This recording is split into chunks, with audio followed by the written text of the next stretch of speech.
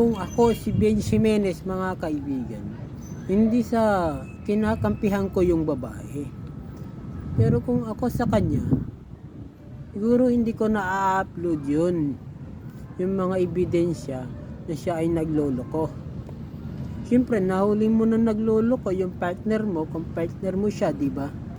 Tapos siyempre masasaktan ka, hindi naman masisisi ikaw kasi nga nasaktan ka. Pero mali pa rin na i-upload mo yung kanyang panloloko.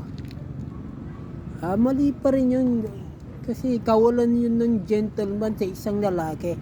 Kaya hindi ko sasabihin na tumama kami, di ba? Kasi nga sinasabi nila tumama din tayong mga lalaki.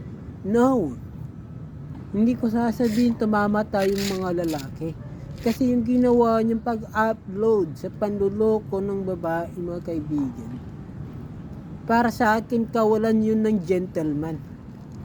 Dapat kung alam na niyang niloloko siya, hindi sabihin na lang niya personal. Nakakasama naman niya, kasama naman niya, di ba? Ganun lang yun, tapos hiwalayan mo na. I-upload mo pa, masasaktan yun. Pati pamilya niya masasaktan. Magagalit sa'yo. Diba?